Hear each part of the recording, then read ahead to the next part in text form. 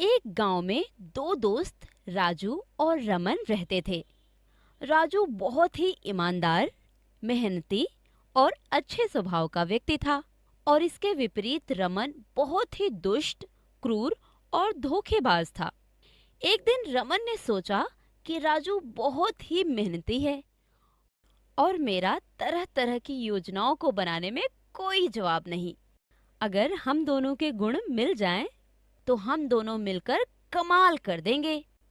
मैं उसे अपने साथ शहर ले जाऊंगा ताकि हम दोनों मिलकर खूब सारा धन कमा सकें और बाद में मैं अपनी चालाकी से उसका भी धन हड़प लूंगा। यह सोचकर रमन राजू के पास जाता है और बोलता है, मेरे प्यारे दोस्त, मेरे दिमाग में एक योजना आई है जिससे हम दोनों को फायदा होगा और हम दोनों ही भविष्य में सुखी जीवन जी सकेंगे। कौन सी बात मित्र, मुझे जल्दी बताओ। मैंने सोचा है कि क्यों ना शहर जाकर धन कमाया जाए। जी, कोई भरोसा नहीं है, पता नहीं हमें कब और किस वक्त धन की आवश्यकता हो जाए और घर की जिम्मेदारियां भी आ जाएं। बात तो तुम सही कह रहे हो मित्र, बिना धन के तो कोई भी काम संभव नहीं है। मैं तुम्हारे साथ चलने को तैयार हूँ। अगले ही दिन दोनों मित्र शहर की ओर चल देते हैं। दोनों को ही शहर में एक सेठ के पास नौकरी मिल जाती है। काफी समय तक वह उसी सेठ के पास नौकरी करते हैं। एक दिन दोनों मित्र बैठकर बातें कर रहे होते हैं। दोस्त, 1 साल हो गया है हमें इस शहर में रहकर धन कमाते हुए। हमने पैसा भी बहुत कमा लिया है। मेरा तो अब यह मानना है कि अब हमें अपने गांव लौट जाना चाहिए। हाँ, बात तो तुम सही कह रहे हो मित्र। हम कल ही अपने गांव वापस चलते हैं। मुझे भी गांव की बहुत याद आ रही है। अगले दिन सुबह दोनों मित्र अपना अपना धन लेकर गांव की ओर चलने लगते हैं। उनके गांव की तरफ का रास्ता एक जंगल से होकर जाता था। अभी दोनों दोस्त आधे रास्ते तक ही पहुंचते हैं कि रमन राजू से कहता है, मित्र, मेरा ख्याल है कि हमें अभी सिर्फ अपने जरूरत के हिसाब से ही धन लेकर गांव जाना चाहिए और बाकी बचा धन हमें यहीं जंगल में गाड़ देना चाहिए। क्यों मित्र, क्या बात है? दोनों मित्र बरगद के पेड़ के नीचे बाकी बचे हुए धन को दबाकर गांव चले जाते हैं। रमन की नीयत तो पहले से ही राजू के धन पर थी। रमन उसी रात को जंगल में वापस आता है और अपना और राजू का धन निकालकर घर ले जाता है। कुछ दिनों के बाद रमन राजू के पास जाता है और बोलता है, राजू, मेरे मित्र, जरा तुम मेरे साथ जंगल चलो। मुझे थोड़े से धन की आवश्यकता है। क्या बात है मित्र, तुम्हें इतनी जल्दी धन की आवश्यकता क्यों पड़ गई? बस कोई जरूरी काम आ पड़ा है, तुम बस मेरे साथ चलो। ठीक है, चलो। दोनों मित्र जंगल में जाकर बरगद के पेड़ के नीचे खोदते हैं, पर जैसे ही रमन गड्ढा खोदता है, वहाँ पर कुछ भी नहीं होता। रमन आश्चर्य से उछल पड़ता है और चिल्लाता है, अरे, हमारा धन कहाँ चला गया? किसी ने पहले ही खोदकर हमारा धन निकाल लिया। राजू, तुम ही चोर हो। तुमने ही मेरी सारी मेहनत की कमाई हड़प ली है। इस जगह के बारे में सिर्फ तुम्हें ही पता था। ये तुम क्या बोल रहे हो मित्र? मैंने पैसे नहीं लिए हैं, मेरा विश्वास करो। झूठ क्यों बोल रहे हो? तुमने ही सारा धन निकाला है। मुझे मेरे पैसे वापस करो, नहीं तो मैं इस मामले को पंचायत तक लेकर जाऊंगा।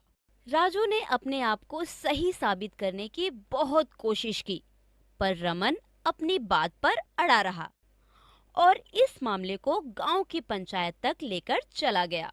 गांव की पंचायत का दृश्य। मुखिया जी, राजू ने मेरे पैसे चुराए हैं और अब यह मुकर रहा है। अब आप ही न्याय करें। नहीं नहीं मुखिया जी, मेरा विश्वास करें, मैं बेकसूर हूँ, मैंने कोई चोरी नहीं की है। तुम दोनों की बातें सुनकर तो इस मामले का फैसला करना थोड़ा मुश्किल लग रहा है, क्योंकि तुम दोनों के पास ही अपनी बातें सही साबित करने का ना कोई गवाह है और ना कोई प्रमाण। नहीं नहीं मुखिया जी, मेरे पास राजू की चोरी का गवाह भी है। मैं यूं ही नहीं चिल्ला रहा हूँ। पंचायत के सभी लोग हैरानी से एक दूसरे की तरफ देखने लगते हैं। ऐसा कौन सा गवाह है तुम्हारे पास? मुखिया जी, जिस बरगद के पेड़ के नीचे हम दोनों ने धन दबाया था, उस बरगद के पेड़ में सदियों से वृक्ष देवता रहते हैं। उन्होंने जरूर इसको चोरी करते हुए देखा होगा। मेरा पूरा विश्वास है उन पर। यदि उनसे चोरी के बारे में पूछा जाए तो वो जरूर बताएंगे। रमन की बात सुनकर मुखिया समझ जाते हैं कि यह कोई न कोई रमन की चाल है। वह सारे गांव के लोगों को लेकर उस जगह जाते हैं जहां पर रमन और राजू ने धन को गाड़ा था। वहां पर पहुंचकर मुखिया उस वृक्ष देवता से बोलते हैं। वृक्ष देवता जी, आप कृपा करके ये बताएं कि इन दोनों में से धन किसने चुराया है। अब सारा फैसला आपके ही हाथ में है। मुखिया के यह बोलते ही तुरंत ही पेड़ से आवाज आती है। यह सारी करतूत राजू की है, उसने ही धन चुराया है। पेड़ से आवाज सुनकर सभी गांव वाले हैरान हो जाते हैं। वह सब हैरानी से एक दूसरे की तरफ देखने लगते हैं। तभी मुखिया राजू को कुछ सूखी लकड़ियां इकट्ठी करने के लिए बोलता है और लकड़ियों को पेड़ के चारों तरफ इकट्ठा करने के लिए कहता है और फिर राजू को बोलता है। राजू, तुम अब ऐसा करो कि इन लकड़ियों में आग लगा दो। यह सब नजारा रमन खड़े खड़े देख रहा था। जैसे ही आग जलने लगती है, गांव के सभी लोग देखते हैं कि एक बूढ़ा सा आदमी खांसता हुआ पेड़ के खोखल से बाहर निकलकर भाग रहा है।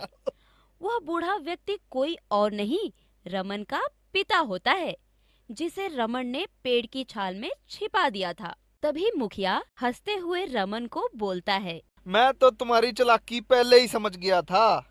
मैंने ये सब नाटक इसलिए किया ताकि गांव वालों को तुम्हारी असलियत पता चल सके। रमन शर्मिंदा हो जाता है। मुझे माफ कर दो, मैं लालच में आ गया था। मेरी राजू के धन पर खराब नीयत थी। मैंने उस पर गलत और झूठा इल्जाम लगाया। मुझे माफ कर दो। मैं राजू का बचा हुआ धन उसे वापस कर दूंगा। मुझे माफ कर दो मेरे दोस्त। और रमन सारे गांव वालों से माफी मांगता है।